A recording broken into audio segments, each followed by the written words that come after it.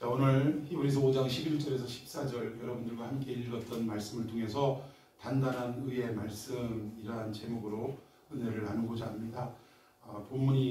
제목이 너무 길어서 사실은 뒤에 동사가 좀 빠졌어요. 단단한 의의 말씀을 어떻게 해야 되냐? 경험하자, 이 얘기예요. 세상 사람들이 우리 기독교를 오해하는 경향이 아주 짙습니다. 무엇을 오해하냐?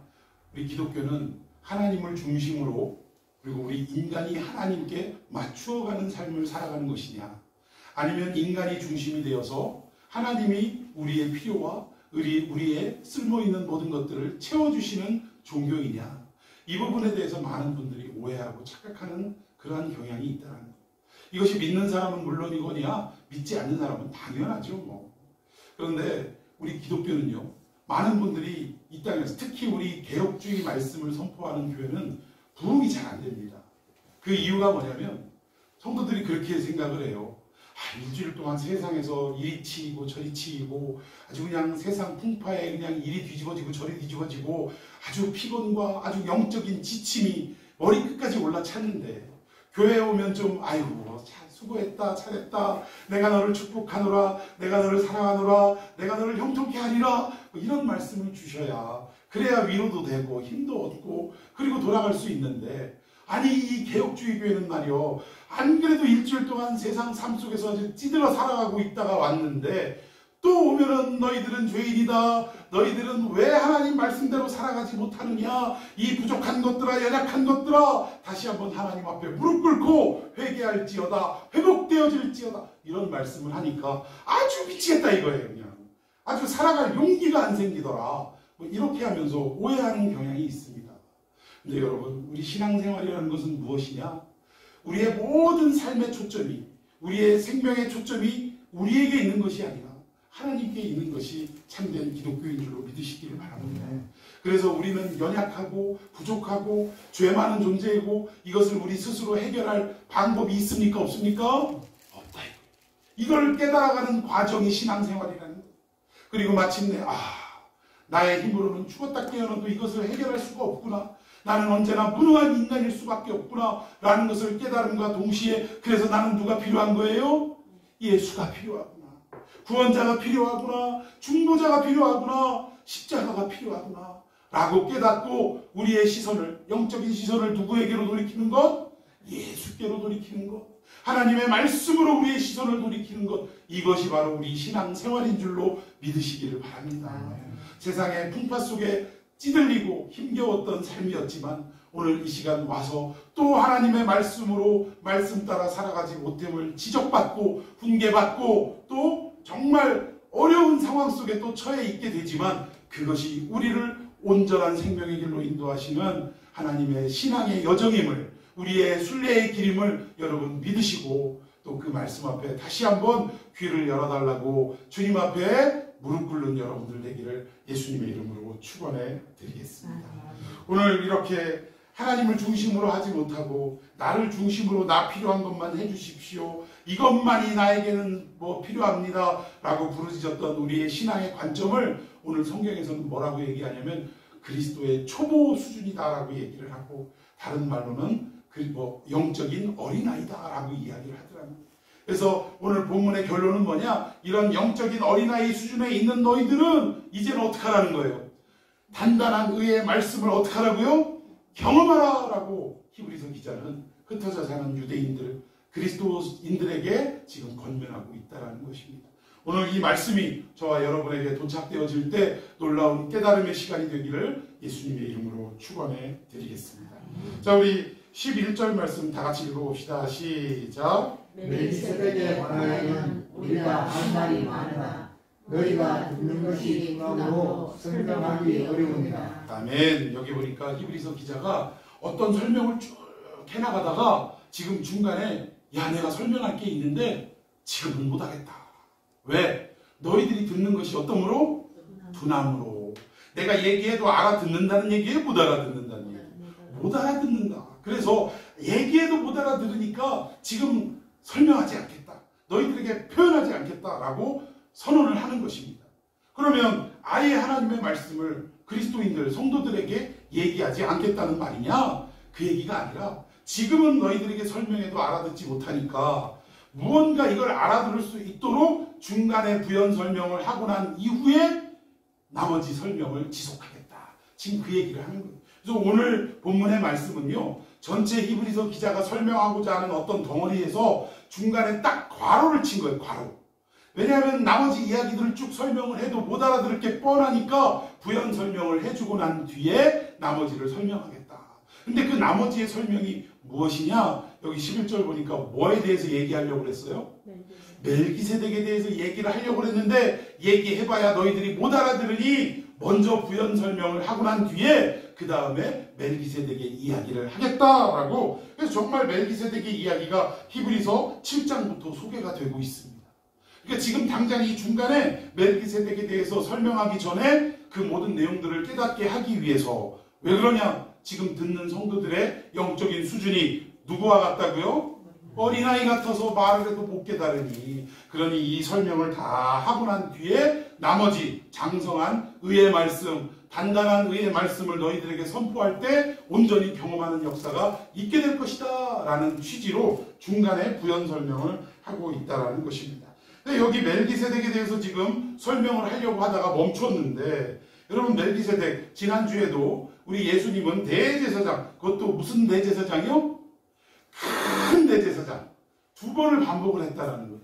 그러면서 어떠한 대제사장과 비교를 했냐면 아론의 반차를 따라서 세습되어지는 인간이 하나님의 부름을 입고 선택되어진 대제사장과 인간이 아닌 하늘로부터 시작도 없고 끝도 없고 하나님의 아들과 방불한 멜기세덱의 반차를 쫓아서 대제사장이 되신 예수님과 비교하는 내용이 계속적으로 이어지고 있었다는 거예요. 근데 이 멜기세덱이 누구냐를 설명하기 전에 먼저 너희들이 깨달아야 할 것이 있다라고 부연 설명을 하고 있는데, 이 멜기세덱은 누구냐? 오실 그리스도, 오실 메시아의 예표로 멜기세덱이 구약 창세기 14장 아브라함 시대에 존재했던 인물이라는 것입니다. 그러니까 멜기세덱 자체가 뭐 예수님이다, 예수님이 인간을 몸을 입고 아브라함에게 나타났다 이렇게 말할 수는 없지만, 장차 오실 구원자 대신 우리의 모든 죄를 완벽하게 씻어주시고 완전하게 해결해 주실 하늘 성소에 들어가실 예수님에 대해서 예표하기 위해 주어진 인물이다라고 설명을 드릴 수 있다는 것입니다. 그런데 이 멜기세덱에 대해서 지금은 성도들에게 아무리 설명해봐야 듣는 것이 둔함으로 내가 지금 설명을 잠시 멈추겠다. 여기에 듣는 것이 둔하다라고 했는데, 둔한 거는 뭘 둔하다고 합니까? 감각이 무딘 거를 둔하다고 그래요. 우리의 피부도 뭔가 이상이 생기면 이렇게 만졌을 때 감각이 예민하지 않고 무디거나 뭔가 잘 못 느끼면 이 상태를 둔하다라고 이야기를 하는 것입니다. 그래서 듣는 것이 둔하다라고 하는데 그런 무감각한 상태를 말하는 의미가 아니라, 여기에 둔하다라는 것은 원어적으로 따져볼 때 첫 번째 뭐냐? 너희가 게으르다 이 얘기예요. 듣는 것에 아주 게으르다, 듣기 싫어한다 그 얘기입니다. 그리고 두 번째는 무슨 뜻이냐? 그 말씀에 대해서 저항심을 가지고 있다, 반발심을 가지고 있다. 그러니까 지금 성도들에게 멜기세덱에 대해서 얘기를 해도 너희들이 듣는 것이 둔하다라는 말은 너희들이 아무리 얘기해봐야 어때요? 들으려고 해요, 안 해요? 들으려고 안 하더라 이거예요.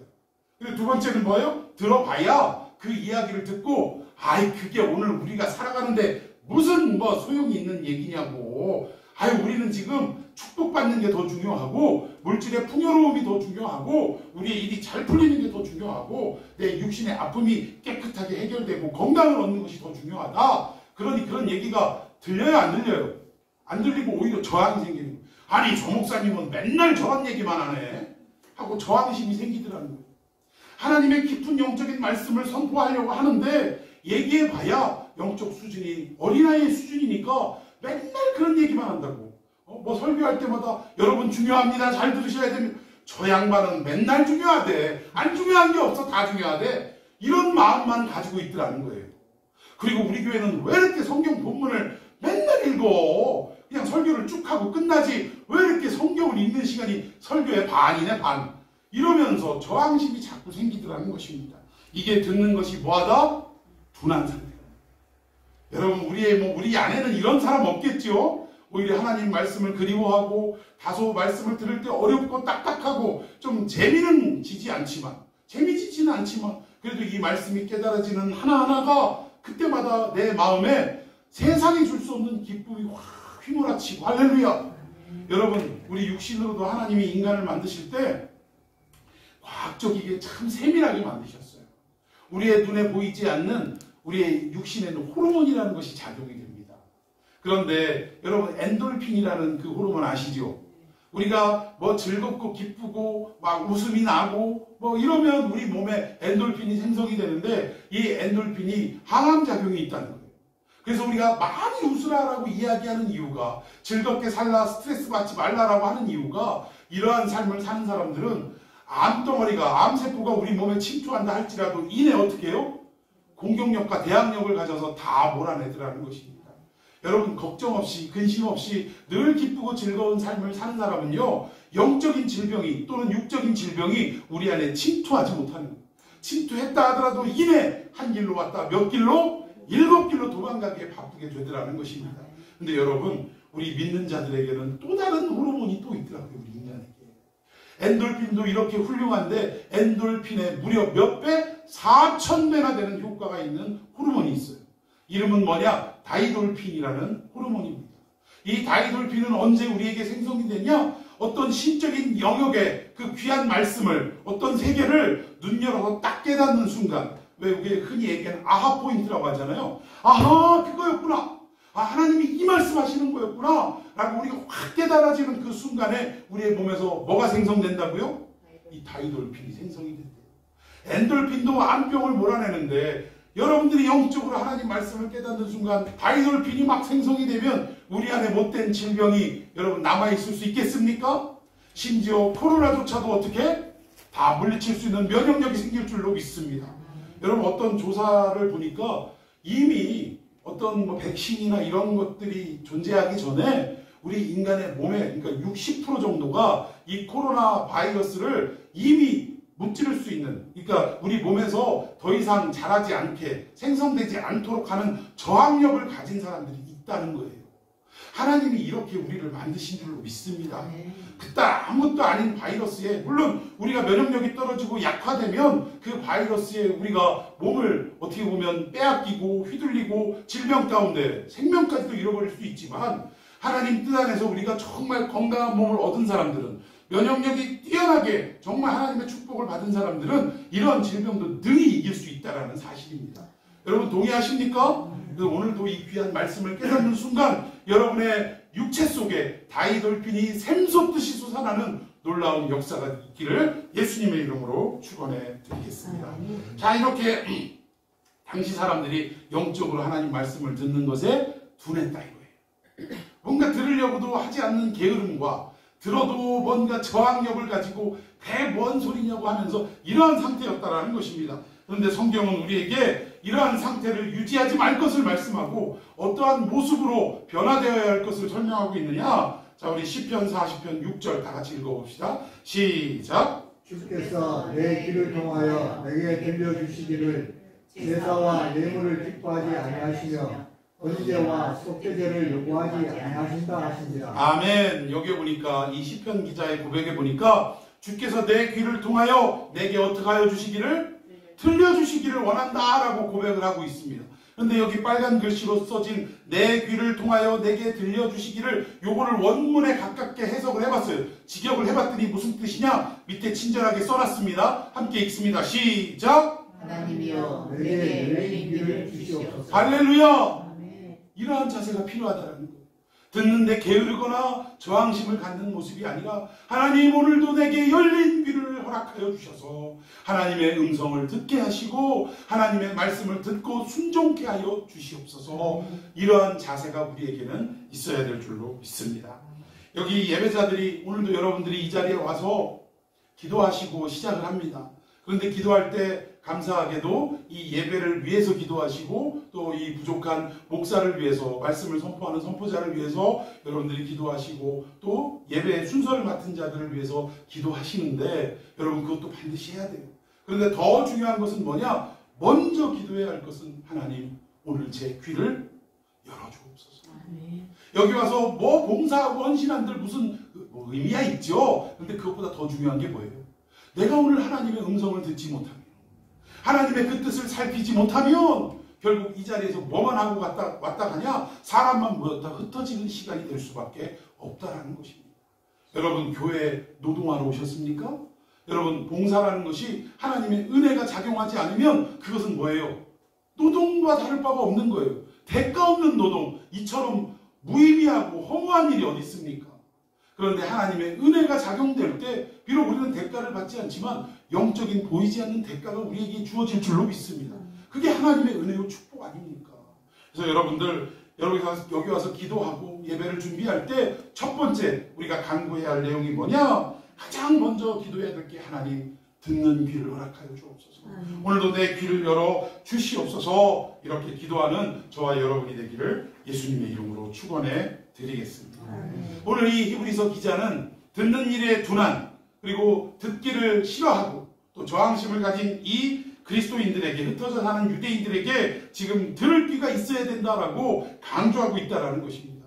너희들이 들을 귀가 없기 때문에 멜기세덱에 대해서 이야기하려고 하지만 아무 소용이 없는 것이 아니냐라고 하면서 오늘 본문의 이야기들을 계속 해나가고 있다는 것입니다. 여러분, 혹시 여러분들이 하나님의 말씀을 읽고 듣는 일에 오랜 시간 멈춰져 있다 할지라도 여러분의 영적인 배가 포만감을 느끼고 있고 아직도 뭔가 난 배고프다, 먹고 싶다 이러한 생각이 들지 않는다면 여러분은 아주 중병에 걸린 상태임을 급하게 깨달으셔야 될 줄로 믿습니다.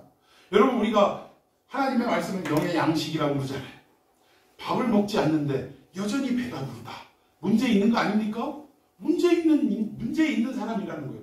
육체적으로도 문제가 있는데 영적으로도 하나님의 영의 양식을 먹지 않는데, 그 말씀을 읽지 않는데, 그 말씀을 듣지 않는데 아직도 우리는 그 말씀을 먹고 싶다라는 생각이 안 든다면 영적으로 뭔가 질병이 찾아온 상태임에 틀림이 없다라는 것입니다. 그래서 우리가 이 부분을 정말 스스로를 잘 점검하고 늘 하나님의 말씀을 먹는데, 정말 배부르게 먹는데 게을리지 않는 여러분들이 되기를 예수님의 이름으로 축원해 드리겠습니다.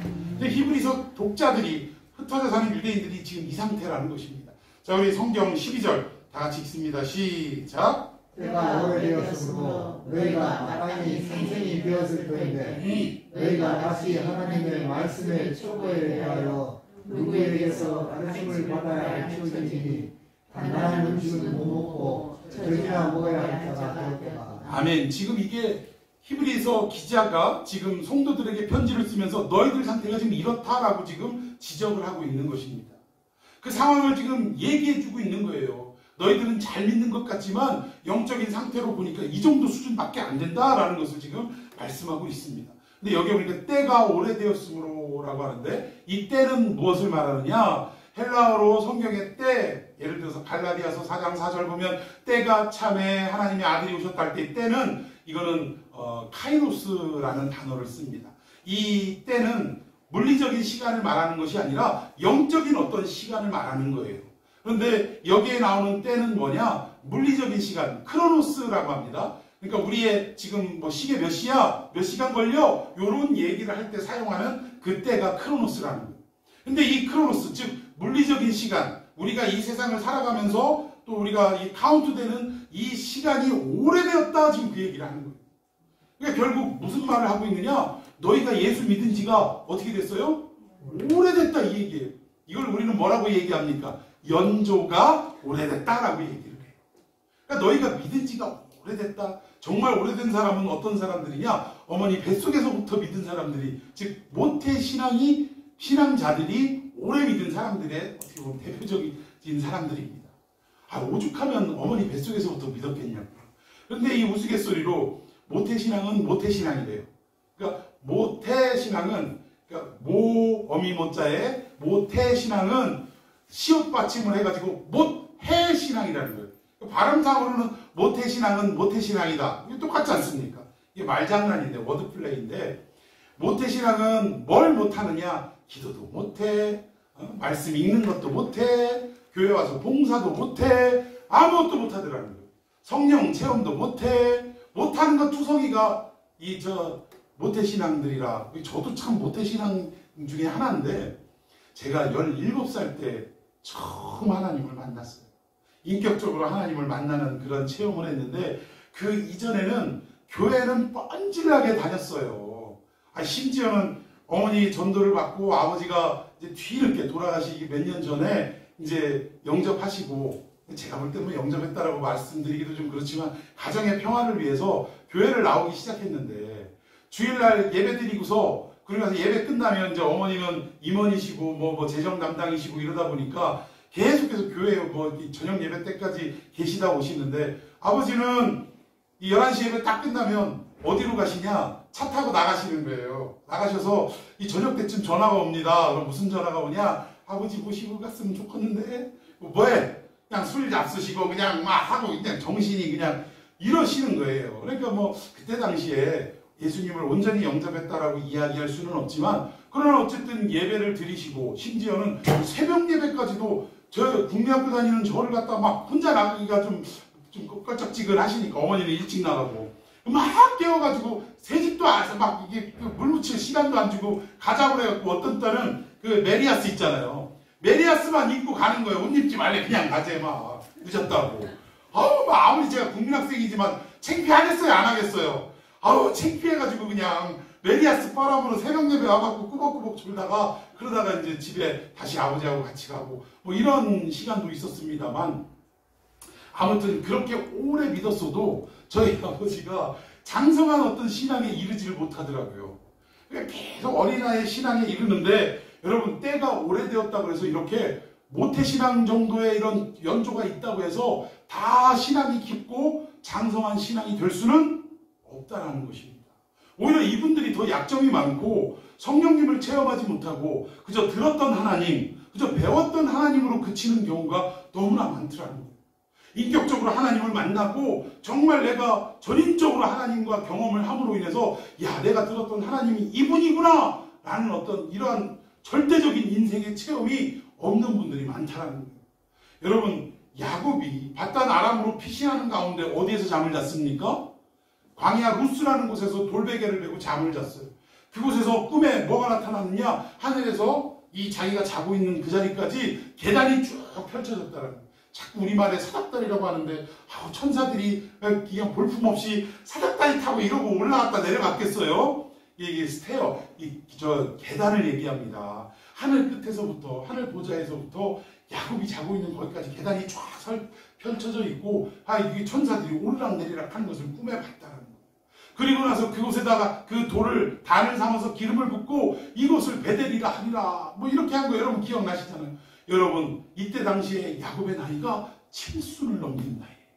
우리가 알고 있기로는 그때 막 소년 시절의 야곱 형하고 막 다투고 치고받고 싸우는 그런 어린아이 이 정도로 여러분들이 생각을 했지만 여러분 70대의 고령입니다.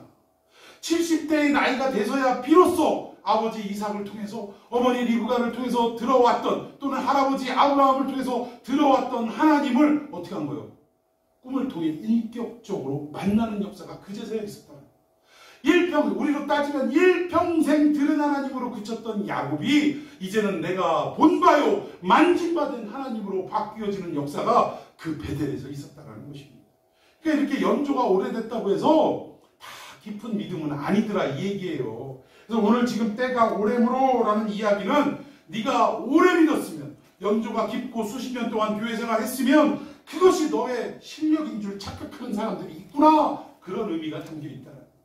예수 믿은 지 적어도 내가 한 30년은 됐죠. 한 20년 넘었죠. 이러면 그 20년 30년이라는 세월이 어떤 경우에는 모태신앙으로 일평생 살아왔던 노년층들은 7, 80년을 믿어온 거 아닙니까? 그 7, 80년을 믿어왔던 그 세월이 나의 신앙의 실력이라고 착각하는 경우가 있더라고요. 근데 그거 아니라 이 얘기예요. 성경이 지금 그걸 말씀하고 있습니다. 또 이와 비슷한 유사한 어떤 우리의 잘못된 착각이 뭐냐? 큰 교회를 다니면 내 믿음도 크다고 착각을 해요. 그래서 사람들이 교회 다니세요? 어디 교회 다니세요? 그러면 저 여의도 순복음교회 조용기 목사님이 심무하시는 이제 은퇴하셨죠? 하여튼 옛날에는 그랬어요. 조용기 목사님이 심무하시는 여의도 순복음 교회 소개도 왜 이렇게 길어? 근데 어디 그저 상가 2층이나 지하에 이렇게 개척교회 다니시는 분들은 어디 교회 다니세요? 그러면 있어요 교회. 아니 어느 교회예요? 그러면 개척교회 있어요. 그럼 그 교회 이름이 개척교회예요? 그래서 자꾸 교회 이름을 못 얘기하더라고. 왜 그렇습니까? 교회가 작으면 자기의 믿음도 작아지는 듯한 이런 어떤 생각이 드는가 봐. 그리고 큰 교회를 다니면 내 믿음도 큰 믿음이라는 착각 속에 빠지게 되는 것 같은 이런 일들이 있으니까 교회의 크기와 규모에 따라서 내 믿음도 덩달아 그렇게 바뀌는 것으로 오해하는 경향이 있더라는 것입니다. 지금 성경 기자가 그걸 날카롭게 지적을 하는 거예요. 때가 오래됐다고 너희들이 다 장성한 자가 될 수는 없다 그 얘기를 하는 거예요. 그러면서 계속적으로 뭐라고 얘기합니까? 너희가 마땅히 뭐가 되어야 돼요? 그렇게 오래 믿었으면 뭐가 돼야 돼요? 선생이 하는 일이 뭡니까? 가르치는 역할을 해야 되는 거예요. 오히려 새신자가 오고 믿음이 연약한 자들에게 내가 그동안 하나님의 말씀을 배우고 익히고 경험하며 살아왔던 장성한 분량의 신앙을 통해서 어떻게 하는 거예요? 막 높은 사람이 아랫사람을 가리키는 이런 의미가 아니라 옳은 신앙의 길로 잘 인도할 수 있도록 로드맵 역할을 해야 된다 이 얘기예요. 그런 일들을 참 겸손하게 조심스럽게 그런 일들을 잘 해야 된다는 것입니다. 그런데 어제 예수 새로 믿은 사람이나 수십 년 예수 믿은 성도들이나 신앙 수준이 다 어디에 똑같다 그 얘기. 어제 믿은 사람은 예수 믿으면 복 받는다고 해서 왔어요. 그래가지고 제 삶에 문제가 있으니까 막 그냥 새벽 기도도 나와가지고 막 기도도 아니고 빌어가면서 하나님 복 주시오 해결해 주시오 이 수준인데 30년 40년 믿은 사람도 맨날 기도의 중심이 뭐냐?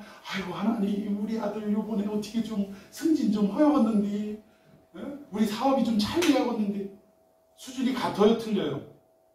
같아요 틀려요? 얘기 좀 해보시오. 똑같다 이 얘기예요. 지금 그 얘기하는 거예요. 너희가 때가 오래됐으면 마땅히 선생이 돼야 되는데 아직도 뭐하고 있는 거예요? 하나님의 말씀의 초보에 대해서만 얘기하고 있다 이거예요.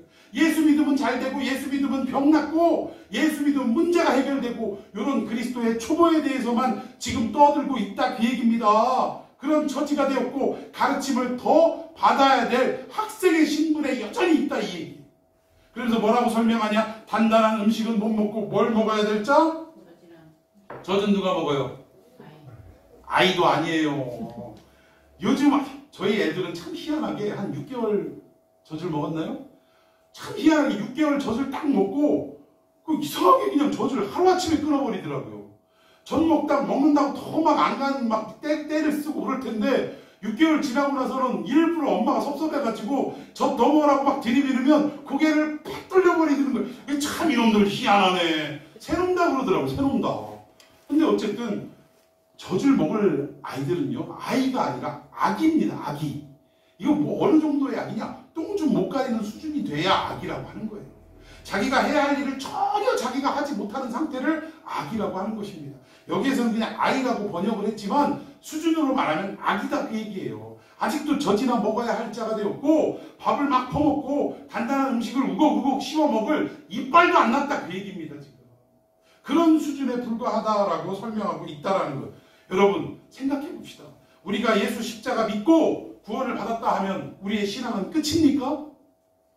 요새 하도 문자 날려가지고 제가 그냥 뭐라고 해버렸어요. 여기 저 박옥수 뭐 이상하게 막 영어로 뭐라고 이렇게 이렇게 해가지고 이게 도대체 기독교 단체인가 뭔가 목사님들을 모시고 리더십 교육을 한다는 거예요. 그래가지고 그 영어 단어를 찾아보니까 박옥수더라고요. 그래가지고 목사라고 해서 보냈길래 목사인 줄 알고 보내는 건 당신들 정말 이거는 수준 떨어지는 짓이다. 아니 어떻게 모르는 사람 이렇게 자기들 포교하는 것도 아니고 이미 하나님의 말씀과 그 어떤 교리가 딱 세워져 있는 목사님이 목사님한테 지들 교리가 말도 안 되는 그 우스꽝스러운 교리가 맞다고 와서 배우라고 보내는 이런 건방지고도 교만한 자세가 어딨냐. 문자 보내지 마라. 왜냐하면 자기가 문자 원하시지 않으면 안 보내겠습니다라고 썼기 때문에 문자 보내지 마라 이렇게 해가지고 보냈는데 또 보냈더라고요. 참 매너가 없는 사람이군요. 보내지 말라 보내지 말라고 하면 안 보낸다고 하더니 또 보냈네. 그 다음부터 안 보냈네. 근데 아무튼 이 사람들은 결국 그러니까 어린아이의 수준, 이 아기 수준에 있는 사람들은 예를 들자면 학교 우리가 뭐 기억 니은 이런 것도 못 띄고 요즘 그런 애들도 없지만 우리 때는 있었어요. 국민학교에 딱 입학을 했습니다. 그러면 우리의 공부의 수준이 기역, 니은, 디귿, 리을, 아야, 어여, 거겨, 고교 이거를 딱 마치고 드디어 영희야, 철수야 글씨를 읽게 되었으면 공부 끝난 겁니까? 공부 끝난 거예요? 아니에요. 이제는 어디까지 나가야 돼요? 그 문장을 읽고 그 어휘를 이해해야 되고 이게 무슨 의미인가를 이해해야 되고 더 나아가서는 철학적 사고를 가지고 글을 직접 쓸 수 있는 수준에까지 이르는 게 사실은 공부의 그것도 끝도 아니지만 이 정도는 돼야 졸업을 해야 되고 하사내라 소리를 듣는 거예요. 그런데 이제는 기역, 니은, 디귿, 아야, 어여 해가지고 겨우 글씨 조립을 해가지고 읽는 수준이 되었다고 다 된 줄 알더라 이거예요. 여러분 우리가 십자가, 예수 십자가 이걸로 구원받았다고 다 끝입니까? 하나님의 깊은 정말 장성한 자가 먹을 수 있는 의의 단단한 식물을 먹고 이해하고 그 말씀 붙들고 실천하는 삶에까지 이르러야 할 거 아니냐 이거예요. 그런데 아직도 여전히 그 외국 어떤 신학자가 우리나라 왔다가 가면서 한 얘기가 뭐냐면 한국교회는 아직도 홍해바다 건너가지고 그 십자가 붙들고 거기서 노래만 하고 있다. 이렇게 얘기를 하죠. 여러분 우리가 어린 양의 피로 말미암아 십자가를 홍해를 건넜다면 즉 우리가 구원을 받았다면 그럼 어떻게 해야 돼요? 건너고 거기서 멈춰 있어야 돼요? 아직도 여기를 물을 가르신 하나님 막 이러면서 노래하고 있어야 돼요? 어디로 가야 됩니까? 광야를 거쳐서 어디로 들어가야 돼요? 가나안으로 입성해야죠. 아직도 우리는 그냥 막 그 얘기만 하고 있다 이거예요. 보혈의 피로, 그게 틀렸다는 얘기가 아니에요. 그러면 보혈의 피로 나를 구원하시고 막 이러면서 울고불고 하다가 교회 문 밖에 나가면 또 죄짓고 또 와가지고 그 십자가로 나를 용서하시고 그리고 나서는 언제 그랬냐는 듯이 나고 또 죄짓고 여러분 이것이 홍해가에서 아직도 노래하고 있는 상태다 그 얘기예요. 그 얘기 그 신학자가 떠나가면서 그 얘기를 하는데 저보고 한 얘기는 아니지만 얼마나 부끄러웠는지 몰라요. 성도들의 수준을 아직 고매한 어린아이 수준으로 딱 맞춰놓고 장성하지 못하게 한 목사들의 잘못이 아니냐라는 생각이 드는 거예요. 여러분 아까 구원파 얘기한 게 뭐냐? 그들은 예수 십자가로 이렇게 구원을 한번 받으면 더 이상 못하는 거예요. 우리에겐 죄가 성립이 된다 안 된다. 그럼 말도 안 되는 얘기를 하면서 말이지. 자 아무튼 이런 어떤 그리스도의 초보 젖이나 먹는 상태에 머물러 있다라는 것입니다. 분명한 것은 성경은 그래서는 안 된다. 장성한 자의 분량에 이르러야 되고 각야곡역 뛰었으면 이제는 문장을 이해하고 철학적 사고를 가지고 글씨를 쓰는 문장을 만들어내는 이 정도의 수준까지 우리가 올라가야 하는 것이 아니냐라고 지금 얘기하는 거예요. 십자가만 붙들고만 있지 마라 이거예요. 이제 홍해가를 건넜으면 그만하고 광야를 거쳐서 가나안으로 입성해라. 지금 그 얘기를 하는 것입니다. 자, 우리 성경 고린도전서 13장 한번 봅시다. 이게 누가 이랬냐면 바울도 이랬다는 걸 바울도. 자, 고린도전서 13장 10절 제가 먼저 읽습니다. 온전한 것이 올 때에는 부분적으로 하던 것이 폐하리라. 11절. 내가 어렸을 때에는 말하는 것이 어린아이와 같고 깨닫는 것이 어린아이와 같고 생각하는 것이 어린아이와 같다가 장성한 사람이 되어서는 어린아이의 일을 버렸노라. 아멘. 이게 무슨 얘기냐면 바울이 이것만 하면 구원의 완성인 줄 알고 이것만 하면 다 끝난 줄 알고 그 짓만 하러 다녔어요. 무슨 짓? 율법을 지키고 할례를 행하고 이런 일과 함께 누구를 핍박하러 다녔어요? 예수님을 믿는 자들을 핍박하러 다녔다는 거예요. 왜? 그토록 기다리던 메시아가 십자가에 달린 예수와 동일인 이름을 같은 분임을 알았어요? 몰랐어요? 몰랐으니까 이 일을 하는 게 예수 믿는 자들을 체포하고 죽이고 이러는 것이 하나님을 기쁘시게 하는 일인 줄 착각했다라는 거예요. 그래갖고 열심으로 마음과 뜻과 정성과 목숨을 다해 예수 믿는 자들을 핍박하러 다녔다 이 얘기예요. 언제? 어렸을 때. 나이가 어렸을 때가 아니라 영적으로 어렸을 때. 그저 율법만 붙들고 살아가던 그 시절에. 그런데 이것이 언제 무너지고 깨우쳐졌냐? 다메섹으로 체포하러 가는 도중에 부활하신 예수님을 만나는 순간 우리가 핍박하고 내가 핍박했던 그 예수가 우리가 그토록 조상 때부터 기다려왔던 누구라는 거예요. 메시아였구나라는 것이 딱 깨달아지는 순간 그는 눈이 열린 거예요. 어린아이의 수준에서 장성한 자의 그 신앙의 분량에 이르기 시작했다라는 것입니다. 거기서부터 첫 발을 뛰기 시작한 거예요. 그리고 나서 그는 어렸을 때 했던 모든 그 젖먹이지 치절들을 어떻게 했다? 버렸다. 버렸다. 생각해 보세요. 어렸을 때 우리 새끼들 키울 때 아유 똥만 노랗게만 싸도 뭐 어디다 싸든 상관없어. 똥만 건강하게 싸도 어때? 이뻐요 안 이뻐요? 기특할 수가 없어. 아유 그래 건강하게만 자라라. 에? 여러분 어렸을 때 엄마들이 욕심이 있어갖고 처음에 무슨 우유를 먹여요? 아인슈타인 우유를 먹는 거예요. 왜? 천재가 되라고. 지구를 뒤집을 만한 놀라운 애가 되라고 아인슈타인 우유를 먹이는데 먹이다 보니까 애가 싹수가 보여요 안 보여요? 욕심이 줄어드는 거예요. 그래서 뭘로 바꿔요? 서울 우유로 바꾸는 거예요. 서울대라도 가라. 근데 서울대 갈 싹이 보여요 안 보여요? 안 되니까 연세우유로 바뀌었다가 나중엔 건국우유로 바뀌는 거예요 또. 그래도 이도저도 안 되니까 인서울도 못할 정도 되니까 무슨 우유로 바꿔요? 매일 우유로 바꾸는 거예요. 왜? 공부 못해도 좋다. 매일매일 튼튼하게만 자라나오. 뭐 이렇게 되는 거 아닙니까? 네, 결국 우리 영적인 수준도 그렇다라는 거예요. 매일 우유만 먹는 수준이 아니라 정말 이제는 매일 우유를 먹다가 점점 우리가 장성한 자의 분량에 이르러서 마침내 아인슈타인 우유도 소화할 수 있는 그런 사람이 되어야 한다라는 것입니다. 네, 결국 바울이 처음에는 그런 어린아이의 모습이었지만 점점 가면 갈수록 어떻게 됐다라는 거예요. 그리스도의 초보에서 장성한 자의 분량에 이르러 이제는 더 이상 멈춰 있지 않고 이 지구촌 곳곳을 돌아다니면서 이 하나님의 말씀을 가르치는 뭐가 됐어요? 선생이 됐다. 복음 전파자가 됐다 이 얘기예요. 여러분 우리도 이러한 성숙의 역사가 성장의 역사가 있어야 될 줄로 믿습니다. 예, 13절 한번 봅시다. 시작. 이는 젖을 먹는 자마다 어린아이 우리의 말씀을 경험하지 못한 자예요. 예, 히브리서 기자는 13절에 뭐라고 말하냐? 젖을 먹는 수준의 상태는 어린아이다 이거예요. 다른 말로 애기다 이거 애기. 그래서 이런 사람들의 어떤 내용을 보니까 의의 말씀을 뭐하지 못한 자? 경험하지 못한 자다라고 이야기를 하고 있습니다. 여러분 여기서 경험하다라는 말이 직접 피부적으로 느끼다 뭐 이런 의미 수준이 아니라는 거예요. 여러분 마리아에게 천사가 수태고지를 합니다. 너에게 아기가 있을 거다. 응? 동정녀를 통해서 메시아가 탄생할 거다라고 천사를 통해서 딱 고지를 했을 때 마리아가 뭐라고 했어요? 나는 남자를 알지 못하오니. 여기서 알지 못한다가 무슨 말이라고요? 경험하다. 나 아직 남자를 경험해보지를 못했습니다. 그런데 어떻게 아이를 낳을 수 있겠습니까? 그 얘기를 했다라는 거예요.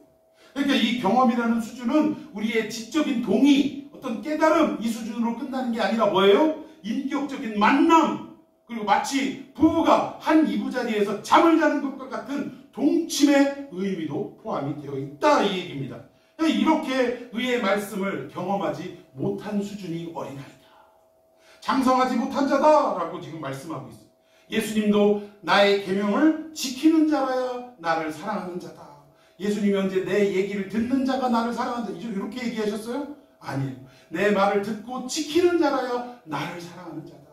여러분 의의 말씀을 경험한다는 것은 우리가 하나님의 말씀을 듣고 이 말씀을 우리의 삶 속에 어떻게 하기까지 적용하기까지 살아가는 사람을 결국 뭐라고 하냐? 의의 말씀을 경험한 자라 이렇게 표현할 수 있다는 것입니다.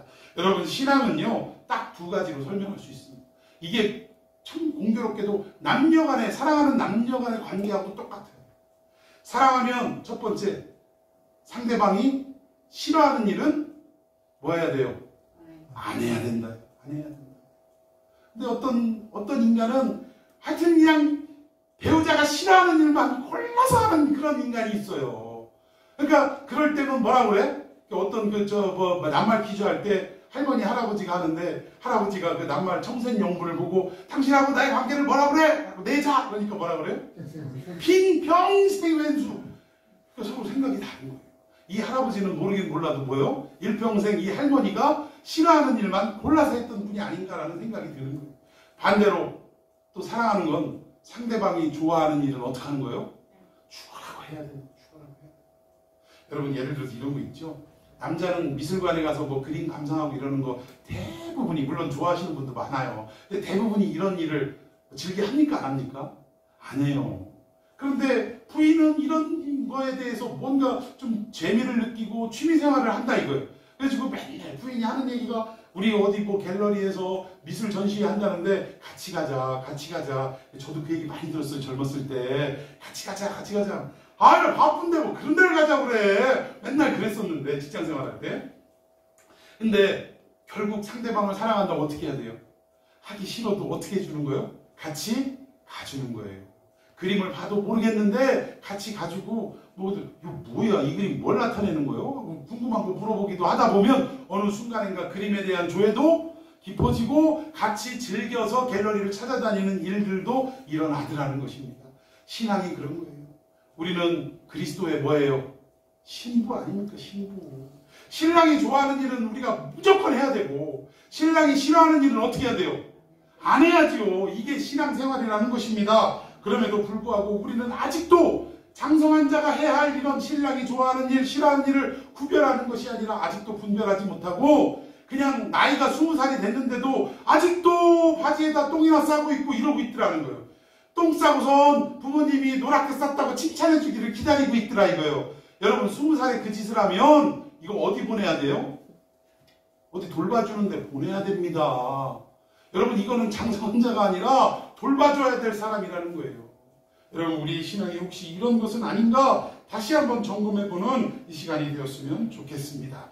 자, 그리고 나서 히브리서 기자는 뭐라고 얘기하는가? 히브리서 6장 1절에 그러므로 우리가 그리스도의 도의 초보를 버리고 죽은 행실을 회개함과 하나님께 대한 신앙과 2절 세례들과 안수와 죽은 자의 부활과 영원한 심판에 관한 교훈의 틀을 다시 닫지 말고 완전한으로 나아갈지니라. 아멘.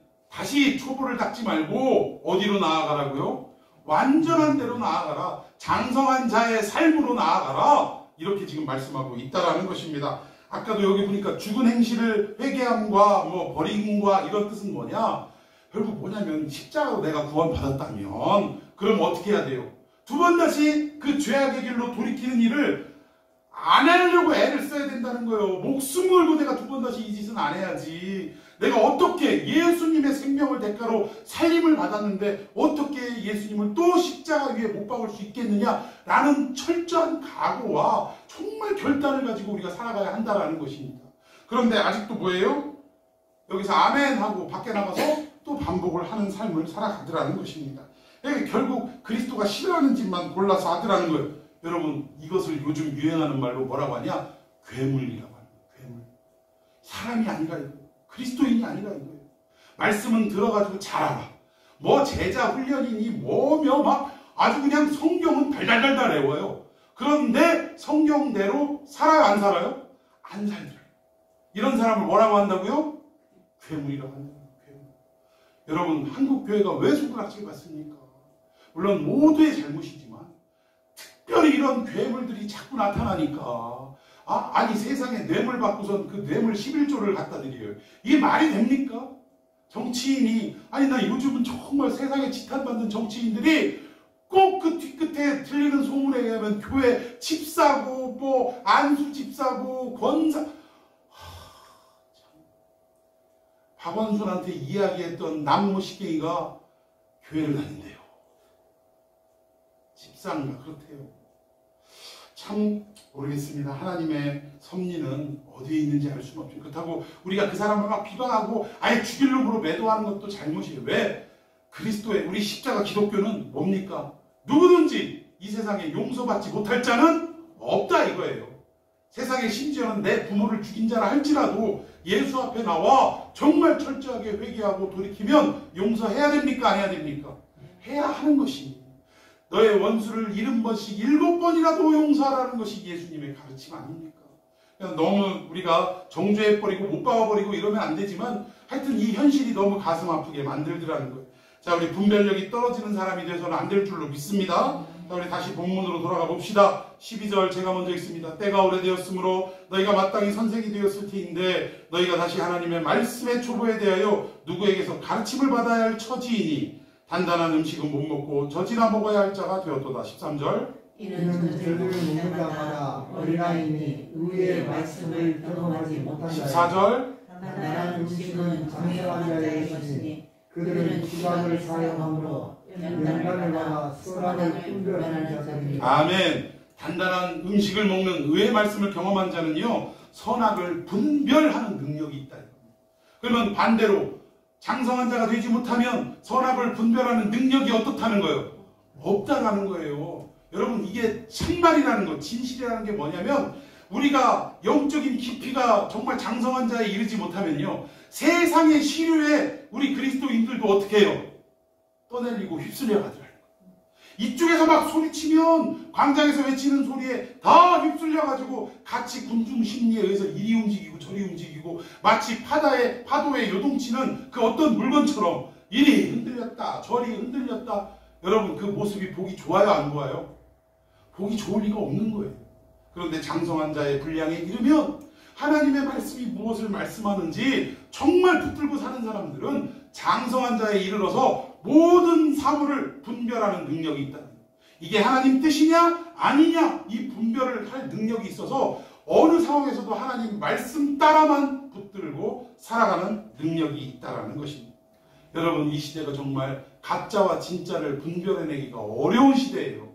여러분, 이게 무서운 게 뭐냐면, 가짜가 표가 확 나는 가짜면, 여러분, 우리 요새 명품 짝퉁하고 뭐 진짜 이거 구별하는 법 이런 거 나오잖아요. 근데 이게 구별하는 게 쉬우면 걱정할 일이 있어요, 없어요? 없죠. 한눈에 봐도 가짜인데? 근데 문제는 영적으로도 이 세상의 어떤 이 이데올로기도 구별할 수 없을 정도로 비슷하니까 문제라는 거예요. 계시록에 보니까 흰말 들고 활 쏘면서 흰말 들고 나오는 어떤 존재가 있는데, 이게 예수님인 줄 알고 다 착각하고 넘어가더라고요. 근데 진짜 예수님은 흰말에 뭐를 들었어요?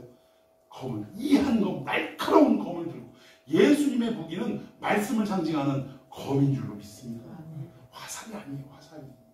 예수님과 비슷한 짝퉁이 화살 들고 막 이기고 또 이기려고 하다, 이기고 또 이기려고 하더라. 예수님은 이기신 분이지 이기고 또 이기는 분이 아니라는 거예요. 그것도 이기려고 하더라. 이겼다는 얘기예요, 안 이겼다는 얘기예요?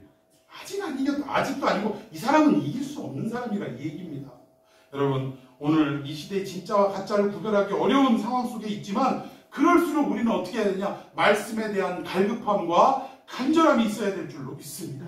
그리고 이 장성한 자의 말씀을 듣고 우리가 성장함으로 인해서 마침내 이 시대의 흐름을 우리가 꿰뚫어 볼 수 있는 분별력이 있어야 되고, 이 단단한 의의 말씀 따라 살아가는 저와 여러분이 되기를 예수님의 이름으로 축원해 드리겠습니다.